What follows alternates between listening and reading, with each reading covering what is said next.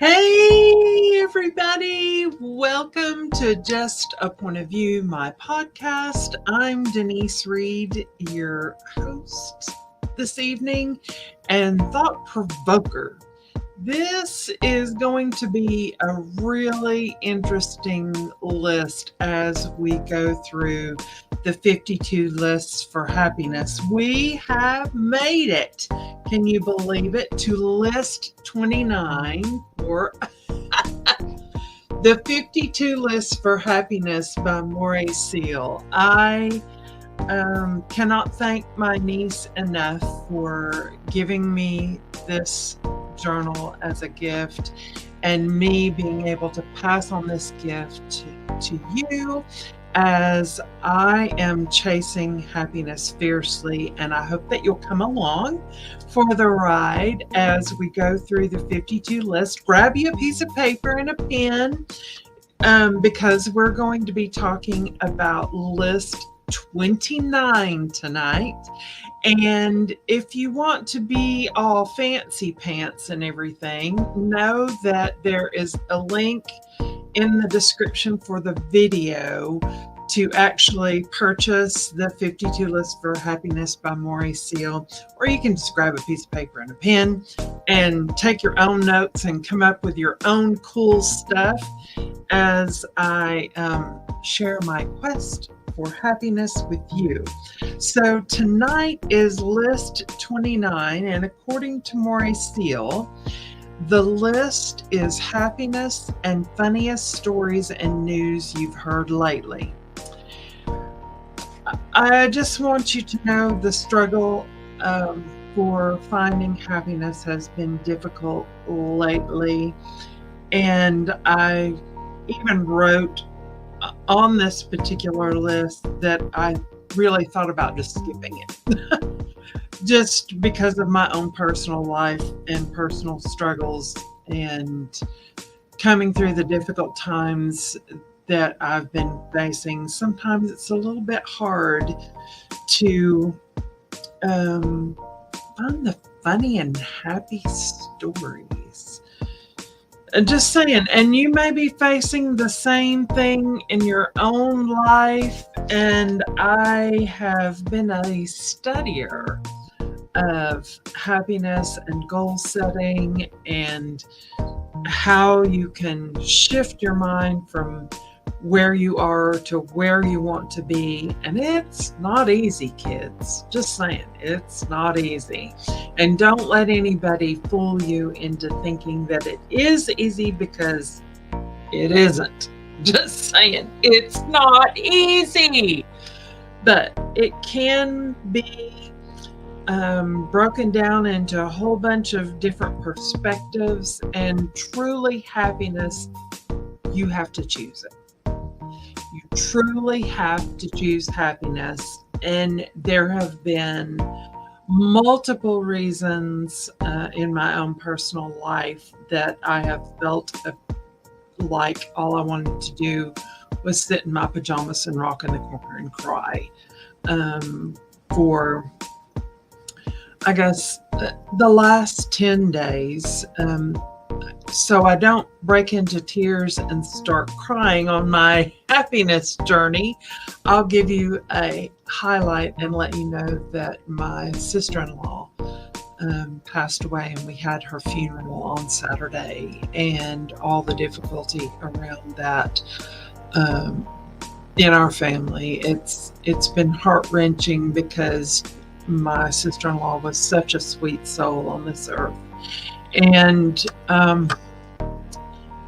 she was kind to many people and gave of herself without question about the cost of the gift. Just saying. She was a beautiful human on the planet, and I am thrilled that we were able to celebrate her life during her funeral service this past Saturday. So, needless to say, I have had to really focus on the fact that happiness is a choice. and that I choose not to stay in sorrow and not to stay in grief, and to try to encourage all of my extended in-laws and grandchildren and stepdaughters through this process of my sister-in-law passing. She's touched a lot of lives, just saying. And I think that David Bear is really on to something, to look at sharing stories from your happiness journey. Sometimes you just need to share some of those crazy moments. My husband had a sweet story about when he was younger with his older sister who passed away, and they walked down the road when their grandfather wasn't looking, when they were little, in their little, I don't even think that it was a four-way, at least a two-way stop between their house and the school, and she was just dragging him along so she would have somebody to walk with. And needless to say, I think they both got a spanking for leaving the house, because I think she may have been 6 or 7 and my husband was at least 3 years younger than her, as he was toddling down the street with his big sister. And so stories similar to that were shared. Needless to say, my husband loves to create a little mischief, and it didn't stop when he was little. He still tries to stir things up in the family. In fact, there was a joke about my brother-in-law's and my husband's cousin was wanting our family to get together and do lunch at some point, and he decided, the cousin, Charles, decided that he was going to nominate me as leader of the family to get us all together. Because my brother-in-law was failing miserably, even though he is the oldest sibling, still among the living. Anyway, stories like that were circulated more than once in all kinds of variations, and a lot of ribbing went on at my sister-in-law's funeral, because it was a happiness journey about all the differences that she made and times together. And there have been a lot of them over the years, for sure. So I thought it might be good to explore the real truth about claiming control of your own happiness. And I have shared this in my mindset talk that I offered to the district level of Toastmasters in a breakout session. And this was just one of the things that I have shared in that talk about mindset, that you have to realize how much you are truly in control of your happiness. It's your perception of the world and all of those happenings around you. And I could not have made it through some of the most difficult, trying times of my existence on the planet if I had not created this really simple hand gesture just to remind myself where my ownership stops and someone else has to take responsibility. And it is as simple as raising your hand up and sharing your palm with someone else. So everything from the palm of your hand out, you have no control over. You don't own it. You don't manage it. It's not may not even be within your grasp if you look at the bigger picture of the universe. And sometimes you just have to accept those limits, that beyond the palm of your hand, you have no control from here out. Just saying. You can absolve yourself from taking responsibility for that. Because if you raise your hand like this and turn your palm to your face, everything from the palm of your hand to the back of your head, you have absolute control over. You dictate how you want to feel, how you want to react, what you want to do, how you perceive the situation. You are in absolute control from your palm to the back of your head. And it's a decision. It's a belief in your perspective of the world. It's just that simple. And if you really, really think about it, and maybe this is your chance to take an adult time out and contemplate how many decisions that you've made and your perceptions of the world and how you have influenced people around you because of this little simple palm of a mirror of your own existence in the world. You could change everything. You can change everything from the palm of your hand to the back of your head, and how you perceive it and how you live and exist in it. And that's one of the things that I think is really interesting. And I'm sure that you have heard this phrase before in some capacity. And both of my parents have used this saying that if you can't say anything nice, don't say anything at all. And sometimes that is the best thing that you can do, and turn and walk away and don't engage in the crazy. Just saying, just don't engage in the crazy. I'm not saying that you're ignoring it. You're making a conscious choice not to engage in the crazy and to accept that you may not agree with someone else and they're not ready to hear your perspective, and you can't stand to hear theirs.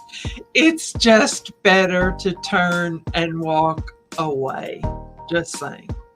Because with all of the catfighting and whatever that is going on around you, it's not always a good thing to engage and continue to stir up and create angst. Just saying. It takes a lot of energy to keep that momentum going. And I personally would rather spend energy on making the world a better place and making it a happier place and having you be here with me in this happy place.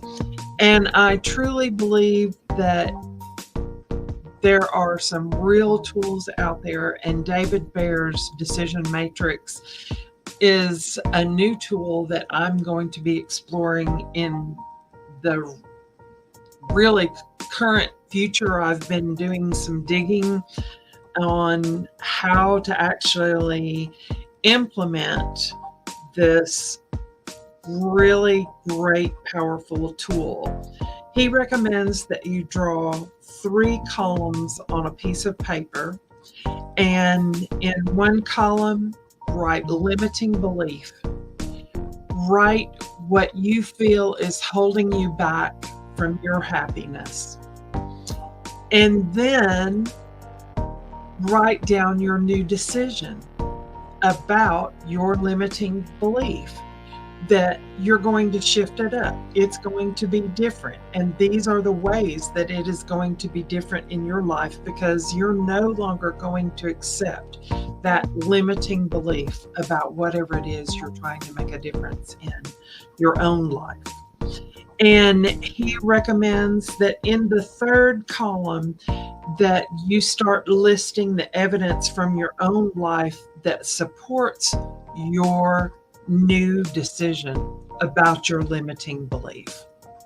And just go to town and start writing out all those things that support your new decision about how you're not going to allow that limiting belief to exist in your sphere of influence.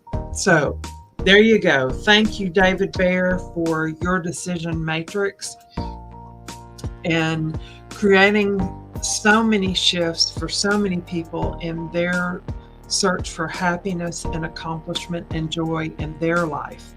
I am amazed, really, and it's why I'm stammering, that a conscious decision has to be made for you to truly find your happiness. And Moorea Seal says this is your chance to spin some happiness yarns with friends. And with list 29 being the list of happiness and funniest stories and news that you've heard lately that are that's happy news. She always has, Moorea Seal always has a great take action from her 52 list for happiness. And she says, spend time this week with a friend or group of friends, trading the beautiful and ridiculous stories that you have heard lately. It's easy to feel bombarded with negative and heartbreaking news. With so much access to information these days. But you have the opportunity to flip the dialogue and fill your time contemplating the positive. And I hope my 2 suggestions, using the palm of your hand as a mirror for the fact that you're in control from your palm to the back of your head, and consider David Bear's decision matrix, and that's BAYER, and create some happiness in your life and break down some limiting beliefs so they don't hold you back anymore. And share some stories from your happiness journey with perhaps some friends and family so you might have more positive impact. And that's the whole point of Just a Point of View and this short coffee break. Thank you, StreamYard, for making this opportunity available through video and audio.